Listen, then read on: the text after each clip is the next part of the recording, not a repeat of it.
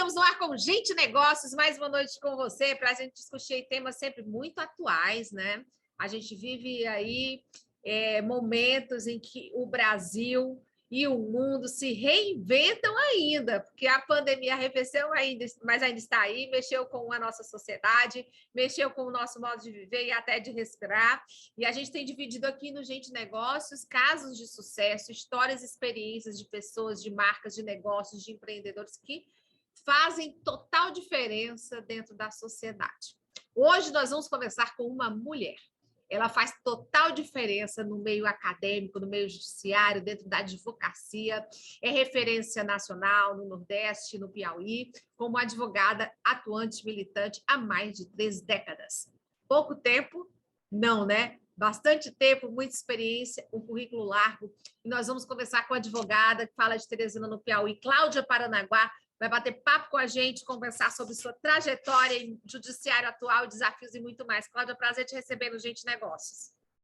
Muito obrigada pelo convite. É tão importante a gente fazer o espelho das nossas experiências, Virgínia, principalmente quando a gente tem essa carreira ainda por ser mulher. Sabemos que existe uma distorção com relação a essa evolução da mulher na nossa sociedade. A gente não pode deixar que vivemos numa sociedade que tem raízes patriarcais e que as mulheres, quando elas precisam chegar nos espaços, sejam de poder, dentro das suas profissões, elas precisam cumprir uma trajetória muito árdua, muito difícil.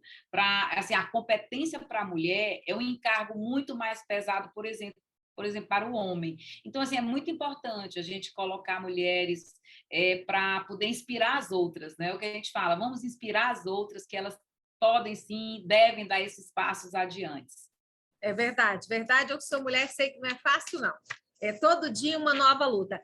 Doutora Cláudia, nós tivemos aí, eu vou falar só um pouquinho mais aí da pandemia, porque nós tivemos aí mudanças de padrão, vamos dizer, a manutenção permanente de plantões do judiciário, o aquecimento das audiências virtuais, os tribunais dando rápida resposta aos anseios da população, mesmo diante de toda a pandemia. Foi uma força-tarefa nacional para que a gente conseguisse, que o judiciário conseguisse atender a população.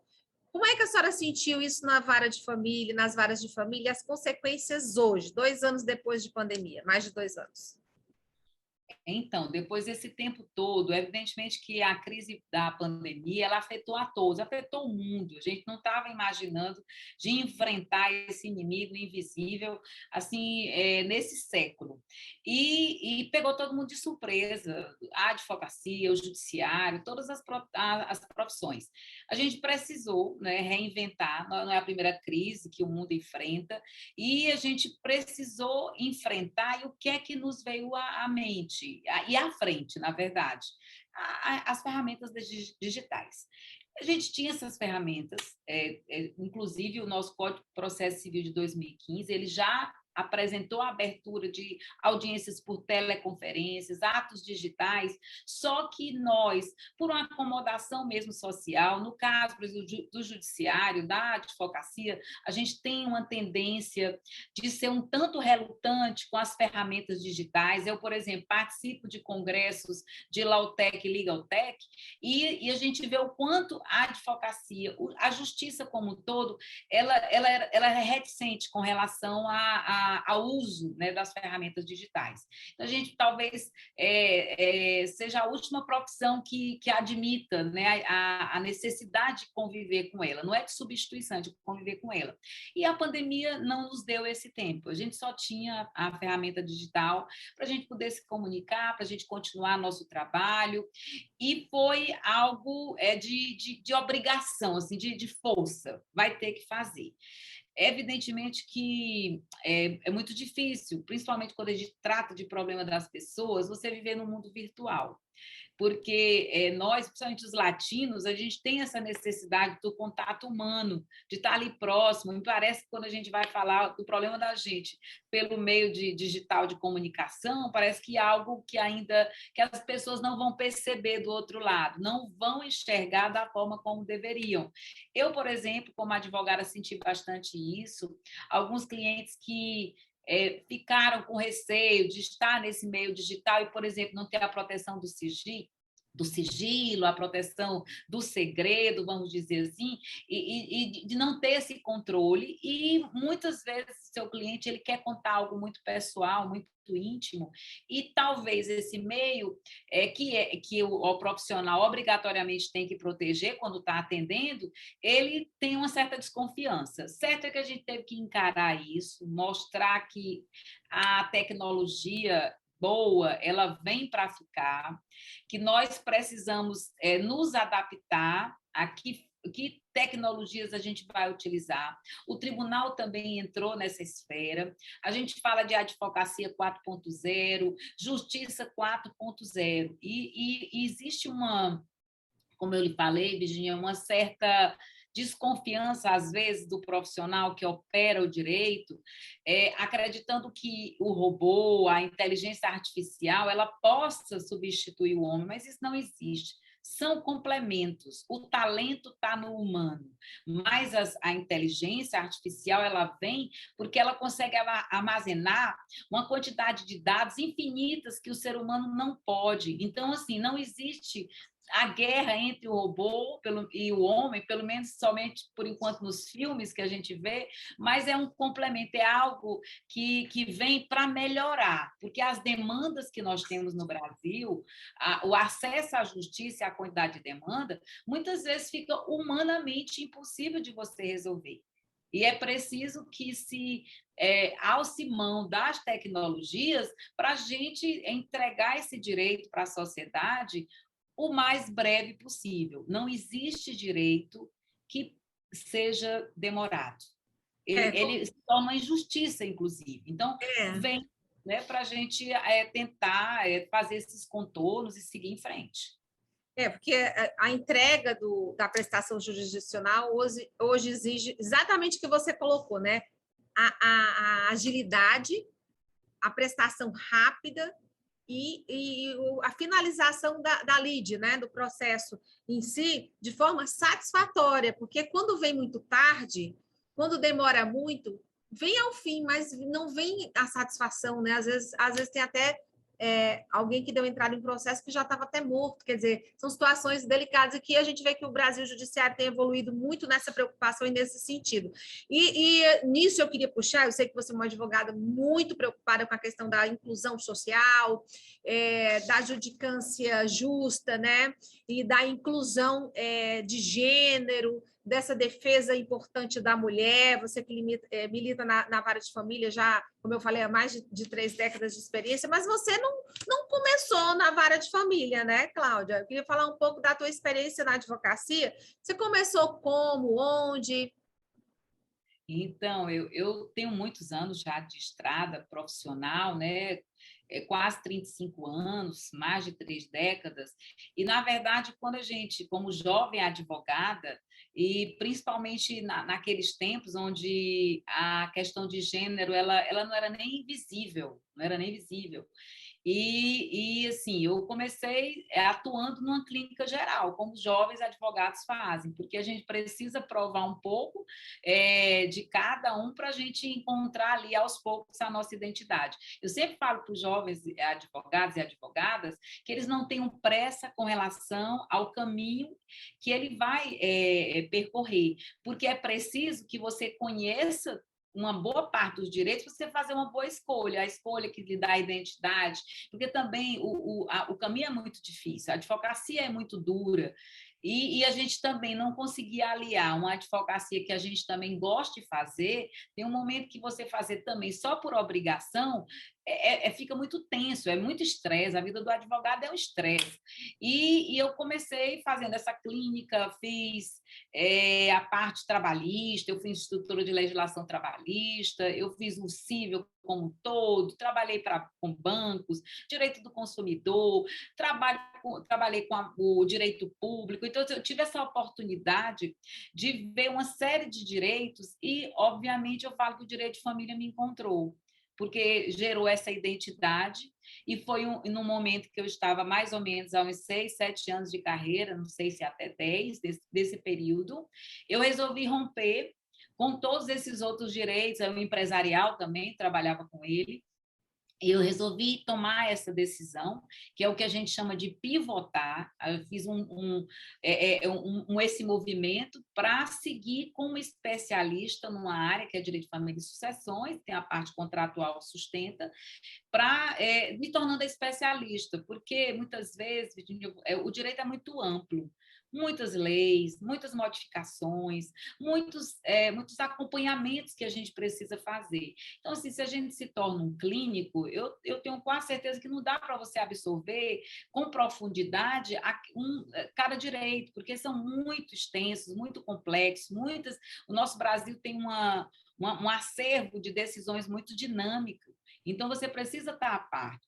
E à parte. Então, eu segui, né, o direito de família, como eu lhe falei, por uma identidade, já há muito tempo, estou mais de 20 anos também trabalhando nessa área, e foi uma decisão super acertada. Você precisa ser especialista.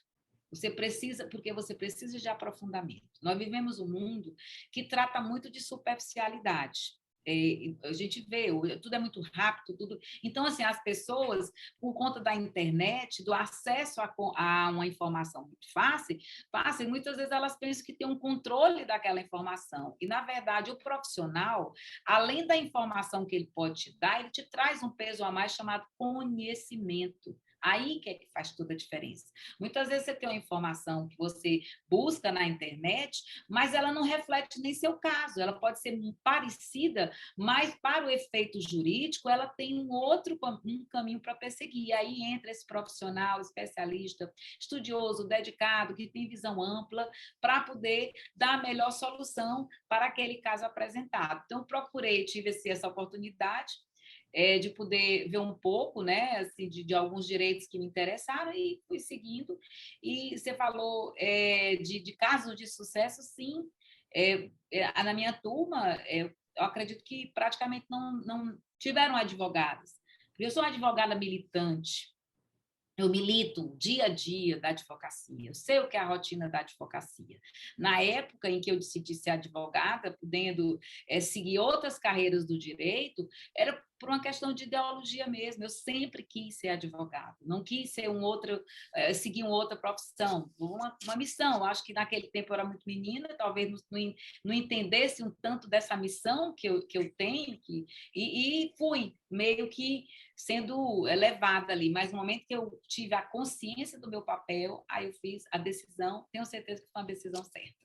A Cláudia, ela é até modesta, porque o nome dela ela é com certeza o maior ícone, né, da advocacia familiar, da área de família no seu estado. Não quis enviar currículo, mas o nome dela fala por tudo, né? 35 anos de experiência. Mas quando a gente mostra alguém tão experiente como você, a gente não pode deixar de falar também da tua iniciativa, da tua coragem como advogada, de ser uma das raras mulheres que resolveu disputar a vaga para desembargadora no Tribunal de Justiça do Estado do Piauí. Esse teu momento é um momento desafiador, né? Porque você também parou um pouco, tem que parar a rotina, tem que administrar a carreira, tem que dar atenção com a tua banca toda de advogados aos teus clientes. Como mulher, a gente sabe que a mulher tem 1000 papéis, mil agendas. Como é que está sendo esse teu momento? É um novo momento especial, como se falou, um novo desafio para mim. Eu construí o meu escritório, construo a cada dia, eu tenho uma militância que a gente fala de mata um leão por dia, então, como você falou, a gente não pode se afastar da advocacia, tem clientes que dependem da gente, que nos procuram, a gente tem que dar a melhor prestação para eles. E como é um momento assim especial e ele tem um prazo, eu resolvi aceitar esse desafio, e Virginia, eu sempre falo assim, a minha inscrição para concorrer à vaga de desembargadora do Tribunal de Justiça do Estado do Piauí, com muito orgulho, foi uma decisão que foi construída também, assim, de força coletiva, por conta de ser uma advogada militante e também por ser uma representação feminina. Eu sou uma estudiosa de gênero, estudo a cada dia mais sobre essa temática, e eu vejo o quanto que as mulheres precisam perder o medo de concorrerem, por exemplo, aos cargos, seja nos tribunais, seja na política tradicional, em qualquer esfera. E eu, como estudiosa, e preenchendo os requisitos para um cargo desta magnitude, eu resolvi dar esse passo. Porque muitas vezes a gente empodera mulheres e fala que as mulheres podem, e no momento em que eu que posso buscar esse cargo na minha carreira, eu deixo de fazer esse movimento, de alguma forma, a minha fala não está correspondendo à minha prática. Eu sou uma pessoa muito pragmática. Eu, realmente, quando fui analisar, era o momento certo, era o momento da gente mostrar que temos advogadas que têm competência para assumir o Tribunal de Justiça, que têm história, porque essa vaga, pelo meu entendimento, não é uma vaga de experimento, não é uma vaga que você vai poder mudar de 3 ou 3 em 4 anos. Eu tenho uma história para contar na advocacia e essa história que sim me credencia para eu poder concorrer. Um outro ponto que eu também achei importante no momento que me inscrevi é da forma como você vê a justiça. No tribunal, quando ele leva uma pessoa lá para ocupar esse cargo, ele não leva o nome, ele leva o projeto que essa pessoa tem para apresentar ao Tribunal de Justiça. O nosso tribunal, ele precisa de cooperação, ele precisa de novos olhares, como a gente fala, novas formas de você fazer justiça também. Não é que a gente elimina a parte judicante, que isso é impossível, a gente tem que conviver com todas essas formas de sustentar a busca da justiça. Mas a gente tem 3 saídas: ou a gente vive olhando para o passado, ou a gente fica neste presente que não queremos, ou a gente passa a olhar para o futuro. Então, eu tenho, diante de toda essa formação que eu venho estudando, me dedicando, a parte também da prática ali do dia a dia, de saber as necessidades da advocacia, porque o advogado e a advogada é a caixa de ressonância da justiça, é através dele que as ações são levadas aos tribunais. Então, como eu tenho essa vivência de advocacia ativa, como a gente fala, de balcão, sem prioridade, a gente sabe as dores de quem está ali do outro lado.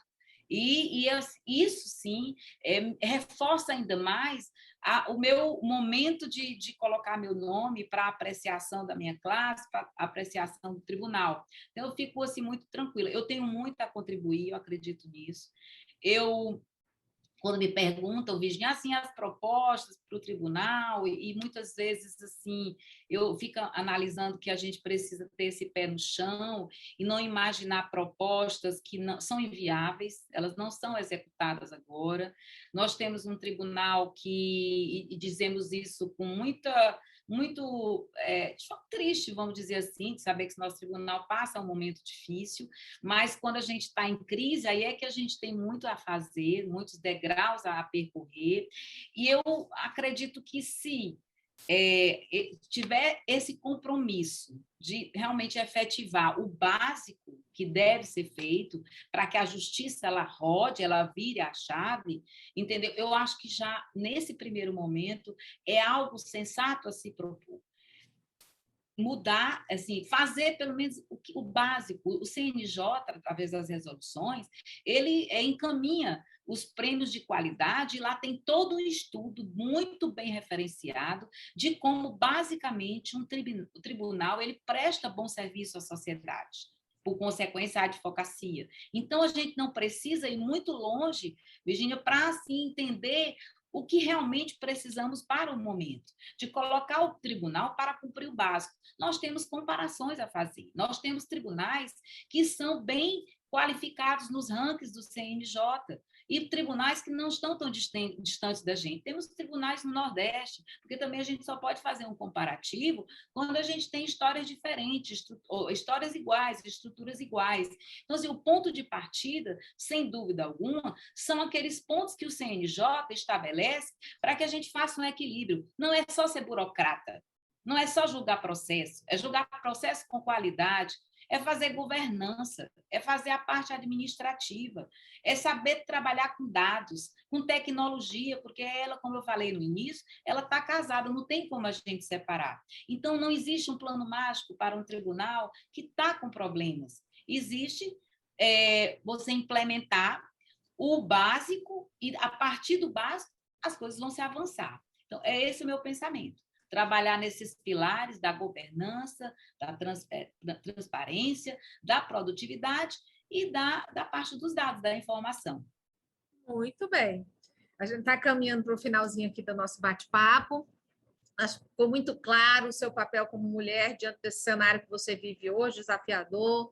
É uma advogada, como eu falei, com um currículo extenso, folha corrida de trabalho, experiência, trânsito livre em todas as instituições, né? Acredito que o papel da mulher na sociedade tem crescido por conta de lideranças como a doutora Cláudia Paranaguá, tem feito sua parte, tem levantado bandeiras, tem ido para a luta, para frente. Desejo sucesso na sua trajetória ainda mais. E até a próxima oportunidade. Suas entrevistas são sempre de muito relevante conteúdo. Muito obrigada, Virgínia. É sempre importante estar com você, que tem essa visão ampla. Como as mulheres, eu trago comigo toda a parte da inclusão. Quando a gente fala em uma representação feminina, então aqui vem comigo toda a parte da inclusão. A mulher, ela era invisível e diante de movimentos, de grupos que buscaram o direito das mulheres, ela está se tornando visível. Ainda não é como a gente quer. Mas, assim, a luta da mulher é uma luta que vem com a pluralidade. Então, o que a gente precisa também para o tribunal? Que na banca do tribunal tenha pluralidade.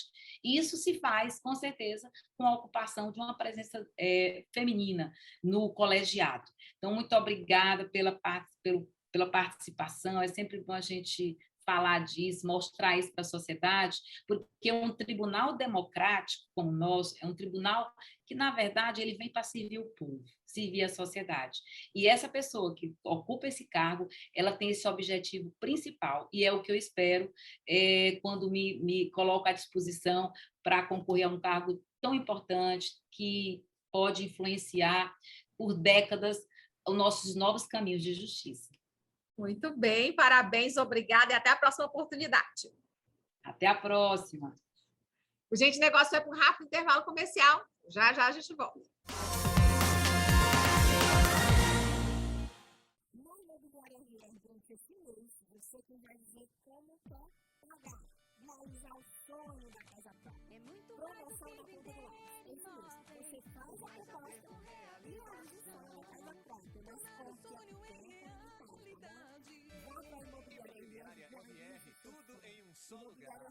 tudo em um só lugar. Eu sou a Imobiliária RR, minha alegria é ver você sorrir. Eu sou a Imobiliária RR, a melhor do Piauí. Eu sou a Imobiliária RR, minha alegria é ver você sorrir. Eu sou a Imobiliária RR, tô além do Piauí.